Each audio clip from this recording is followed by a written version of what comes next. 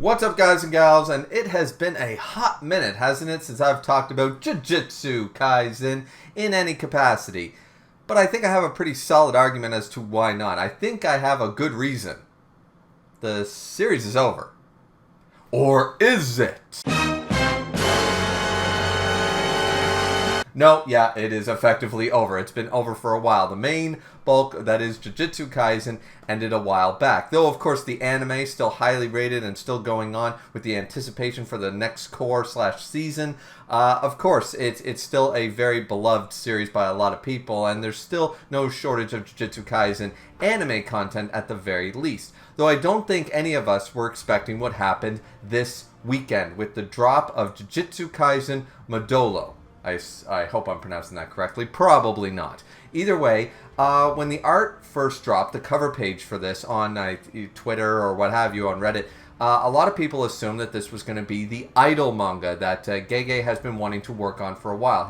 During the run of Jujutsu Kaisen, and when I certainly noticed the attention to detail sort of was starting to go downhill, is when Gege was in an interview saying that he wanted to end Jujutsu Kaisen soon and start on an idol genre manga. So when this first dropped, I assumed with this cover page and stuff, I assumed that this is what it was, that he was starting his new thing with no relation to Jujutsu Kaisen. Maybe a reference or two, but that would be it. Look no further, ladies and gentlemen. If you wanted more for your Jujutsu Kaisen content, supposedly we have the sequel series entitled Modolo. Now, a lot of people are going to be talking about this, I assume. Now, I also have heard through the grapevine that this series is going to be limited, about 14 chapters strong. And I think that that's fair, that's fine, sort of idea. My big thing is I wasn't going to read this. I wasn't that interested. As I said, for those of you who don't know, I didn't have the best opinion of Jujutsu Kaisen when it ended. However, when I started to see some of the memes, I couldn't believe it. I thought, okay, these are just people throwing slander or what have you, or it's just a meme for meme's sake. And then I said, okay, I've actually got to check this out, and I've got to read this. And alright, we're going to talk about Jujutsu Kaisen Modolo, but we're going to do it a little bit differently here. I'm going to do this in a list format. I got 3 good positive things to say about this, and 3 not so great negative things to say about this. Just from reading the one-shot and seeing a few of the, people talking about it and a few of the memes throughout Discord, Reddit, etc. So, without further ado, we're going to start off with the good, positive things after reading this chapter. The sequel series that happened 68 years later of Jujutsu Kaisen, since the end of Jujutsu Kaisen. So, without further ado, let's just get underway with the 3, what I think are the 3 positive things after reading this chapter.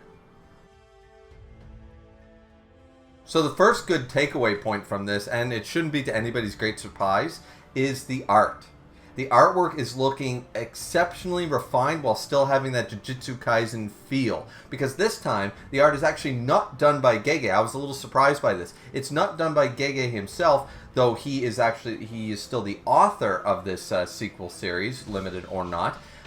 It's done by somebody named Yuji Iwasaki. Now, I did all of 5 minutes of Google searches and research to see if there was anything else that this person had done. I couldn't find anything. Once again, it was all of 5 minutes before hitting the record button, so take that what you will.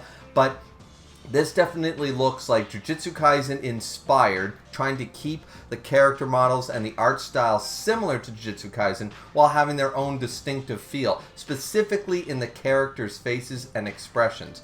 This still has that thinner-lined, scratchy look to Jujutsu Kaisen and its world. The character models still look very much like Gege's and such, but the character expressions themselves, everything just looks a little more polished and a little less of Gege's signature, more scratchy style of extra line work look to his character models and his backgrounds especially. So if you liked Gege's artwork, there's no reason not to like this. artist's depiction of it, because it still has, to my opinion, that Jujutsu Kaisen feel, just seeming a little cleaner, a little more polished, and definitely much more expressive with their characters in as far as the facial features are concerned. So definitely high praise for that. I thought every panel, especially the more comedic elements, you could tell that it was veering away from Gege's version of the chibi or comedy version style for his panels, versus this artist, who definitely adds a little more detail and a lot more expressive,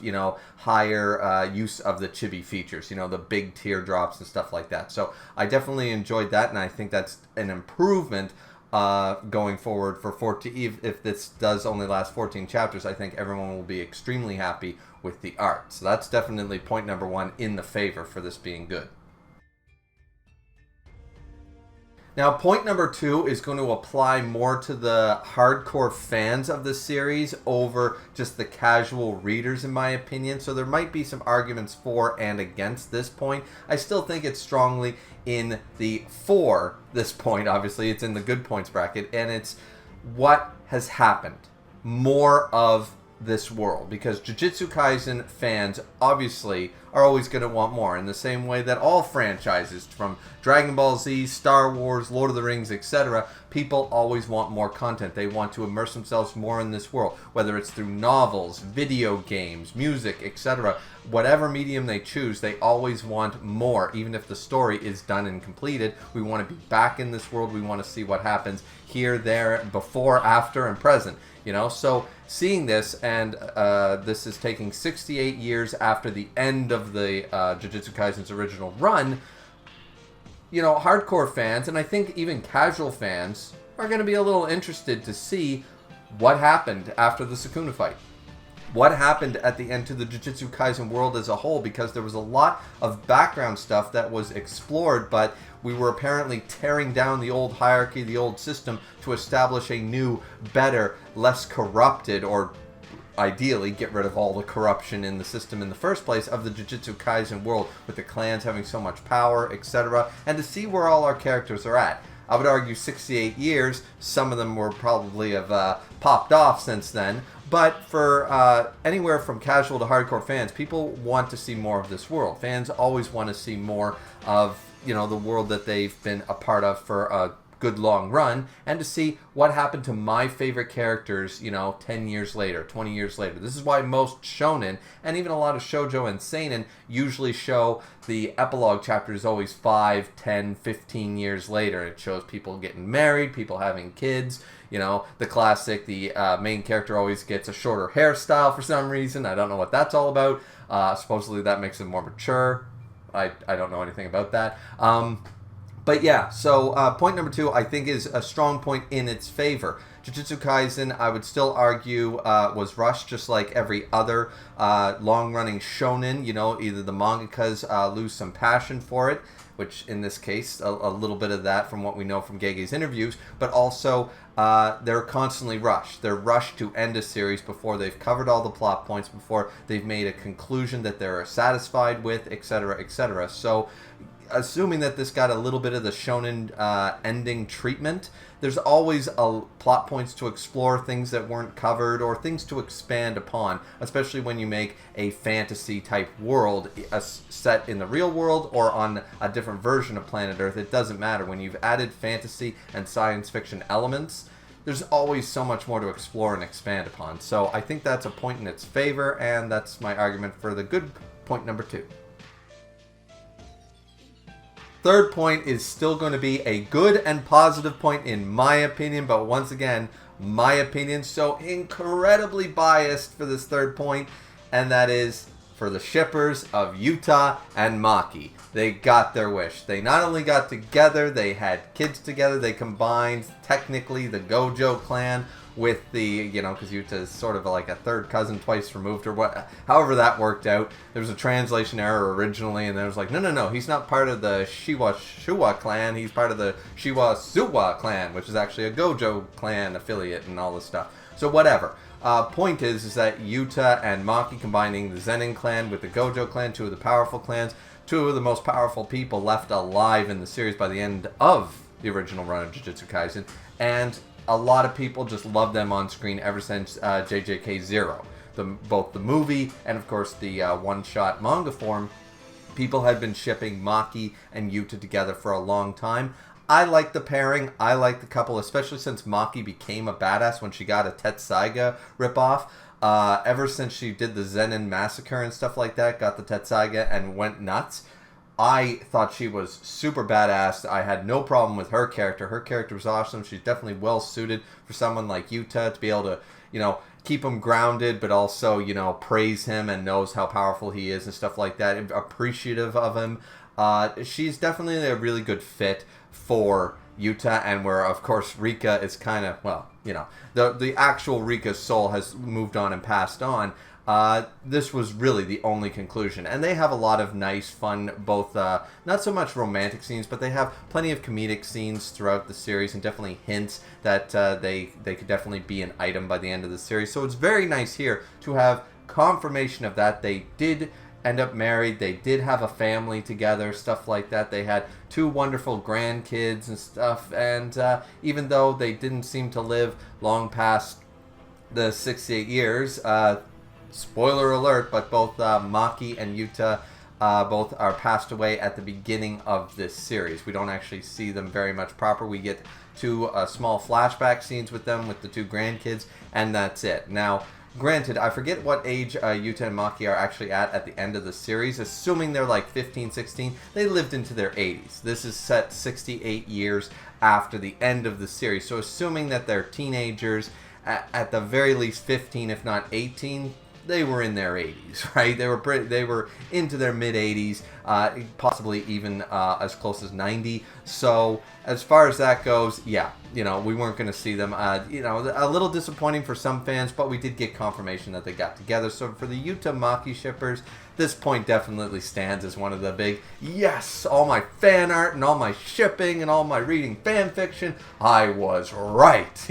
That's always that good feeling, right? When you're like, oh, I always ship these 2, and then 10 years down the road, and then it's like, oh, it was confirmed by the author that they did end up getting together, and it's like, yes, I knew it, So, that's definitely, you could argue that this is a silly point. I don't think it is, because as a guy who always thinks that romance increases and enhances any storyline, I have never seen read or watched or anything that was the romance took away from a series, a romantic side plot or characters getting together, what have you. I've never seen a good romance take away from a manga. It's only ever enhanced it, added a more 3-dimensional character building and character development as far as I'm concerned. So as someone who also was sort of like, yeah, I wasn't a hardcore Yuta Maki shipper, but I was totally fine if they got together, and to see some other fans be so excited on Reddit and stuff and all the fan art that's already come out for it, I think that's nice. I think it's nice to, see so many people happy that they, their ship actually ended up happening. So kudos to them, and that's my 3rd point.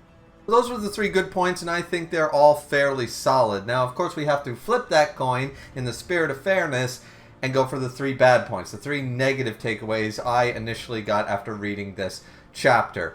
So without further ado, let's get to the obvious one right out of the way. It's kind of a 2-parter, but I felt like they don't both warrant their own separate major point because it's kind of combined into one, right? And that, of course, is that what do you do when you've ended a shonen manga, a battle manga, and you've said this is the most dangerous thing on Earth. This is the most powerful thing on Earth in the last 1,000 years, and this is the most deadly, battle on Earth.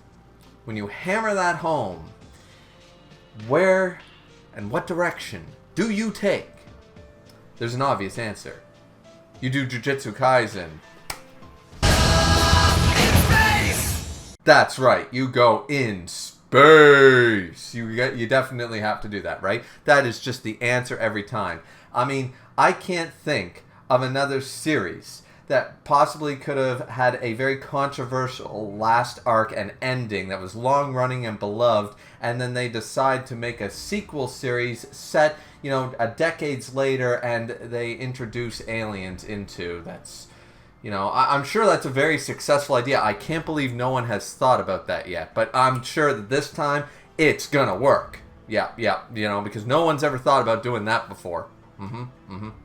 Yeah. So, the big thing here is, of course, aliens. Introducing aliens into the series that was very set in Japanese mythology, in a lot of mythologies and stuff like that, keeping it very grounded in this is a spiritual world sort of idea. There's cursed energy, there's negative emotions, there's monsters and magic and stuff like that, but keeping the sci-fi, it's very difficult, in my opinion, to combine fantasy meets sci-fi and make it feel organic. Star Wars managed to do this, but of course it was looked on as very campy and very silly by many for decades when it first introduced. And as George Lucas has said, no one had done anything like this for, you know, basically ever, because it was very difficult. Like, you imagine if Lord of the Rings decided, you know, okay, we're going to introduce spaceships.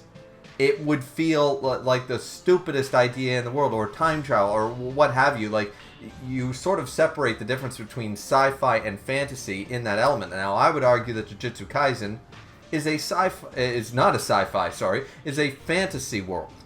And adding sci-fi elements definitely feels like, whoa, whiplash, you know what I mean? We're doing a 180 here. Like, okay, we can add that, but question mark? So this is what we do. The big takeaway from this is not so much that they added aliens, and not so much that they're just, we just want to see what they're all about sort of idea. Like, they're not going to be the conquering Saiyan race, which we'll talk about the Saiyans in a minute here, because a good point was made on my Discord when I was talking about this before making this video, and I was asking questions before I even read the chapter. Actually, I pointed out some things like, really, we're doing the aliens thing?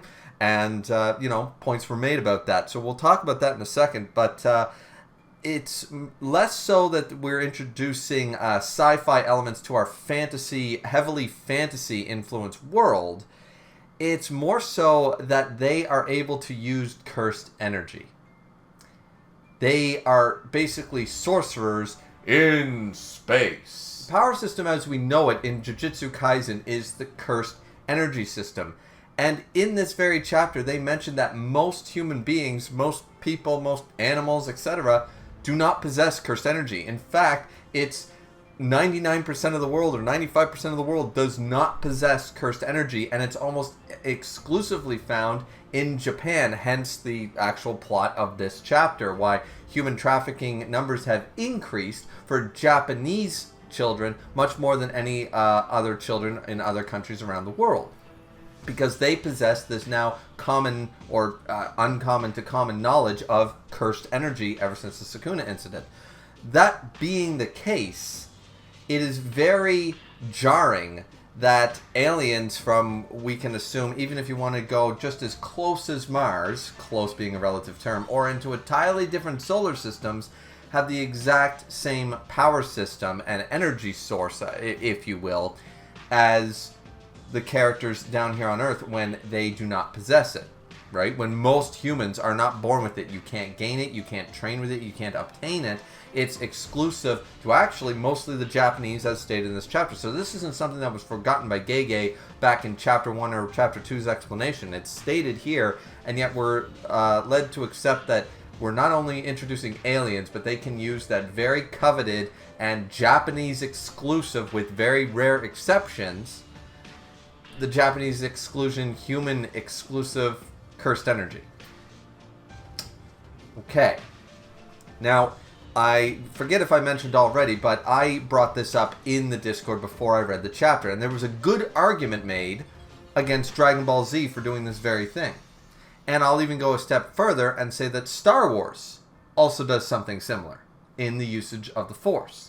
So we have the Force, and we have the Ki system in Dragon Ball, so exclusively. And you could argue that they do this. The difference there, the actual difference, is that everybody possesses the Force. The Force is everywhere, on all forms of life, and it's through the rock, the tree, everywhere. So the Force is a mystical power. Now, granted, different writers over decades and decades have tried to re-explain the Force in different ways, but the fact is anybody, whether you're force sensitive, whether you're a prodigy, it's similar to learning a sport. If you're born without good hand-eye coordination, like yours truly, you're unlikely to become a pro athlete. It doesn't mean that you can't train your ass off and get to a level where you can still compete. You just will never be Michael Jordan, right? The Force sort of works in that way. You have Force-sensitive people, prodigies like the Chosen One, but you have people that anybody can work hard, and basically it's accepted that almost anybody can use or feel the Force to even the tiniest degree. The Force works through every living person, alien and human alike. Dragon Ball does the exact same thing. Ki is life energy and works very similar to the Force out of all the power systems. It's life energy, and it's harnessed by anybody who is adept at, once again, harnessing life energy. We see this even as late as the Buu Saga, where Gohan teaches Videl how to fly. Because anybody can use Ki. Saiyans are more adept at it, sure, so are Namekians. And different races of different people are born separately, of course. But we have people like Krillin, Yamcha, Tien, and stuff. We have regular humans who manage to use it quite effectively. They learn how to fly, they learn how to fire Ki blast, etc. So any human, all the way from Videl, all the way up to, you know, the god levels of Beerus and Goku and Vegeta, everyone can learn to use Ki. Ki is throughout everybody. So it does not work in the same way. This feels incredibly jarring to add a power system, to add aliens to Earth that use cursed energy, which just feels we're just trying to combine, in my opinion, the fantasy element and the sci-fi element. We're trying to squish them together, and they're not chocolate and peanut butter, ladies and gentlemen. They're just not, and it feels incredibly jarring to me. Once again, it's a combination. This is why it's a two-part point, and I didn't want to make these two separate points, because it's kind of, each point is sort of, it's not for me on its own, but if you combine both and call it one point, I think overall it's kind of negative. Not only introducing aliens, but they also use a very Japanese exclusive power system. Why do aliens randomly have the power of the Japanese from Earth? Like, that just... Yeah, I even made a joke when discussing this. I made a joke about that, saying, now I see these aliens are actually the original Japanese coming home after 5,000 years, and they were the original ancestors of the Japanese, and they were the ones to possess cursed energy, and that's why it's exclusive to the Japanese. And actually, I would buy that as an explanation more so than random aliens from another solar system have the same exclusive power that only Japanese people randomly seem to have on Earth. Yeah, I would buy it more that these were ancestors coming back, like Predator versus Alien sort of idea. I would buy that a little bit more. So yeah, that's sort of a long-winded point story about that, but that's the combination point as far as a negative connotation. Introducing aliens, plus they have cursed energy. No, that wasn't the right direction as far as I'm concerned. So, moving on to point number 2. So like I said, between the good and the bad points, we're sort of flipping the coin here, and points 2 on both the good and the negative side are the same point in a way, because we're just flipping the coin and seeing the negative connotations of continuing to explore this world. In the good points, I said we want to know what happened to our characters, explore more of the Jujutsu world, what happened after the Sukuna fight, etc. These are positive things. But what actually happened here in the chapter, I would argue, are negative things. What happened 68 years later is that the Jujutsu world clearly has not changed much. And that takes away from a lot of the messages and a lot of the characters' final goals. It sort of makes me think that a certain crazy man, best friend of a Six Eyes user, might have been onto something here. Because the JJK world still sucks. Even for members of the highest clans. Somehow, the clans are still in control, which was something that was spotted by, correct me if I'm wrong, but multiple characters claimed that they were going to reform this, and that this was a bad idea, and that we need to tear down, you know, the 3 clans control, and this was manipulation, and this wasn't good. The Zenin massacre was a big point of that. Maki couldn't stand for this. Gojo's gone, so it's up to Yuta to help her with everything. The main cast of the most powerful characters at the end of the series all agreed that the Jujutsu world had to change, and we shouldn't listen to. We had Mei Mei do that final thing that made it was like trying to wrap your head around it in the final chapters. She went up to the last clan head and was like, no, we're not following the rules anymore. We're reforming the Jujutsu world. We all agreed that this was a good idea, right? And obviously it's gone nowhere, or the next generation refused to listen, because for some reason, the power is still held by the clans. They still dictate who gets a damn heirloom, and they say it's for the good of the clans and for the good of the Jujutsu world and stuff like that. Obviously all the lessons skipped a generation down one to the grandkids, because the Jiu-Jitsu world is still heavily, it's not in a good place for a multitude of reasons, but I couldn't stand the fact that the mother, whether married or the daughter of Maki and Yuta, is actually standing by, going against the wishes of her father and her mother, or father and mother-in-law, and following the old ways of the Jiu-Jitsu world, and where the Gojo clan has decreed that this is what must happen, and this is for the good of this. We're literally back into the Zenin clan. The Gojo clan has now, or whatever clan these guys are from, they don't really say, because the Zenin clan's all but destroyed. Maki and Yuta married, so what clan are they? I'm assuming they're sort of part of the Gojo clan, but maybe not. It's not exactly fully stated which clan they're a part of, because she keeps referencing the Gojo clan as though it's a separate entity, but maybe she just means us as the Gojo clan elders decided. But she goes against the wishes of the heroes, Yuta and Maki. She goes against their wishes, because Maki, even as we find out later in the chapter, was like, no, you don't need the ring and stuff.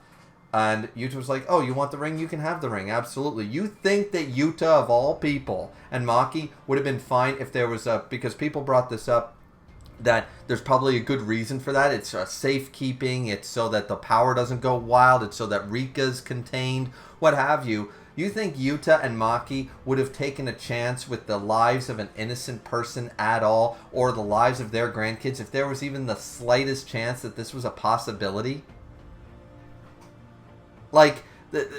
This just makes absolutely no sense that, all of their wishes are being completely ignored. Nobody in 68 years seemingly reformed anything. They're still out there fighting curses and stuff like that. The clans are still a thing and in control. And we know that that's a bad thing. And we see it right here. We're making a little girl cry. And we're making a terrible... The two grandkids who should be getting along like best friends now are sort of rivals and at odds with each other in a negative way, all because you guys interfered with Yuta and Maki's wishes. So nothing has changed in the Jiu-Jitsu world, and that sucks. That really does suck. The Jiu-Jitsu world was a shit show. Gito was onto something, and maybe... Alternate universe? I'm with Gojo. Should we just get rid of all these fools, right here, right now? Can we just, let's start again? Because obviously this is way too corrupted. I think maybe Gito was onto something. I'm just saying. I mean, he might have been onto something. So yeah, my point number 2, as I said, it boils down to the fact that the Jiu-Jitsu world was supposed to be semi-fixed. Curses are always going to be around. That's never not going to be a thing. But the hierarchy and all of the corruption and the politics going on, they were literally eliminating that. Most of the main cast was part of their goal was to eliminate the need for Tengen and the Star Plasma Vessel and the clans in control and the council and all this stuff. Everything that all our main cast despise should have been destroyed in the last 68 years, and somehow it's still as corrupt and stupid as before. Yeah, that's just weird to me. So, anyways, point number 2 is sort of the flip side of the good point of point number 2. It's cool to see more of the world. Sucks that after beating Sukuna, they didn't change shit. Third and final point is actually going to be really quick because I just feel bad for Gege. So this isn't a negative point about the actual chapter. Honestly, those are the two major flaws that I found with the chapter. Everything else was pretty good, but in the spirit of fairness, as I said, I wanted this to be more 3 good points, 3 bad points. Give me your guys' opinion down below. So my thing is, I feel bad for Gege. Assuming that he's still planning to do the idle manga that he wanted to do, he's still forced into, obviously in some respect, to write for this Jujutsu Kaisen sequel. Whether it's 14 chapters or not, he wanted to move on. 2 years. 3 years, actually, if I'm doing my math right. But either way, years, plural, before the end of Jujutsu Kaisen, he wanted Jujutsu Kaisen over. He wanted it over years before it actually ended. And you could see his passion waning in my mind, and I made videos about that. You could see his passion waning. So I just feel bad for the man. He didn't want to continue Jujutsu Kaisen. He had probably a different ending in mind, had these plot points that he had to conclude, and he's sort of, all right, we're just going to skip this, skip that. And you can see where the pacing gets a little all over the map during the Culling Games in the later half, because he just wants to wrap this up. He wants to get to the final battle. He wants to finish this off because he's done writing Jujutsu Kaisen. And he really wanted to work on this idle genre manga. Now, he finally comes back after, a year or two of Jujutsu Kaisen being over. I forget now. My timeline's probably off by a lot there, guys. But when Jujutsu Kaisen ended in the last couple of years, Gege's basically had his break, and we assumed he was coming back with his idle manga that he was really passionate about talking about, really wanted to work on. And now instead he's working on, I don't care that it's only a 14-chapter, supposedly limited series. He still has to write more Jujutsu Kaisen.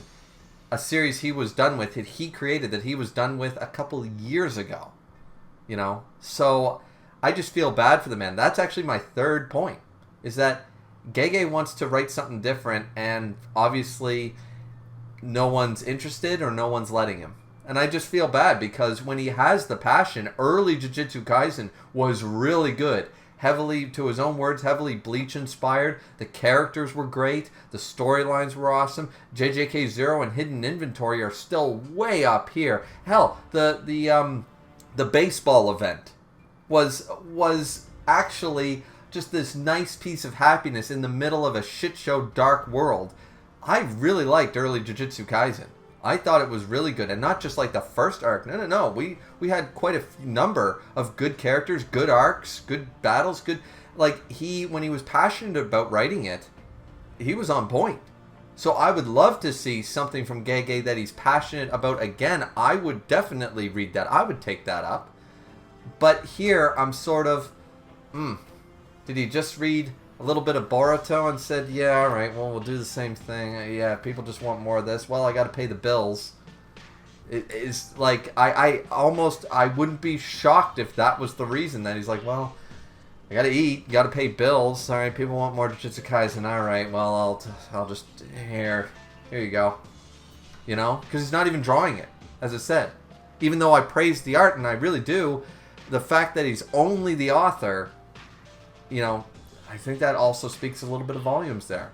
Hopefully this means that he's still drawing, but he's working on other projects and things that he's actually passionate about. Hence why he's only the author, not the illustrator for this series. But I still think that it goes in the bad points. I just feel bad for the man more than anything. So if you don't want to call it a bad point, more of a discussion, this is a discussion video, sure, then label the 3 points: aliens being introduced, the aliens having the power system is point 2, and point 3 being that the main cast didn't seem to fix much in the hierarchy of the Jujutsu Kaisen world that was shitty for every moment we were a part of it. You know what I mean? This world was corrupt as hell on both sides, and in 68 years they didn't seem to fix very much. So if you want to label those as the 3 bad points, sure, but I really did want to talk about the fact that Gege, when he's on point, and I just don't think forcing him to write more Jujutsu Kaisen is the right direction for the man. So, but maybe that's just me. Anyways, let me know what you guys thought down in the comment section down below. Those were 3 good points, 3 bad points. Quick rundown. The good points were, of course, the art, the continuing to see more of this world that so many people are a fan of, and of course, Yuta and Maki got together. The ship was real. The 3 negative points, of course, were, aliens both being introduced and having cursed energy in the first place, something exclusive to a specific race of humans. Then we had, of course, the Jujutsu Kaisen world did not seem to reform, or if it did, it reformed very little in 68 years since the end of the series. So that's that kind of sucks. And number 3 is, of course, Gege being forced to, or obviously writing more Jujutsu Kaisen when he was so done with it years ago. I can't see him reigniting his passion for more of it at this point, but maybe I'm completely wrong about that. That's just an assumption on my part, and from the interviews that I read involving Gege leading up to the end of the original run, maybe something sparked in him for more Jujutsu Kaisen in the following years. So these are all assumptions on my part as far as that part is concerned. I have no insider source. This is just, once again, me doing one of these. So, anyways, that's it for the discussion. What are your guys' points? What did you like about the series? Feel free to argue with any of the good or bad points in the comments down below, but let me know what your 3 good points and 3 bad points would be, if they are any different. Let me know which parts you agreed with, which points you disagreed with, and we'll talk to you guys next time. I will not be covering the series, but when I first read this chapter and I saw the memes, I said, okay, I just need to know what everyone's talking about, and after seeing it, I felt like it deserved a video. Definitely deserved a video. I might read it myself, as the chapters come out. I'll probably just read it on my own time, sort of idea. I doubt I'll make any videos about it. This is probably the only video coming out, so it won't be being reviewed or anything like that, but yeah, I just thought I would acknowledge it here since I did cover Jujutsu Kaisen for a long time on this channel, and I felt it deserved, a little bit of a shout out here. So, yeah. Either way, I think the good outweighs the bad. Final thought there. The good outweighs the bad as far as this goes. But wrapping my head around aliens and using cursed energy is probably never going to happen. But as far as that goes, I can probably let that go after a couple more chapters and just accept it and move on. So, but yeah, that's it. Have a good one. Like, comment, subscribe. We'll see you guys back here next time. Have a good one.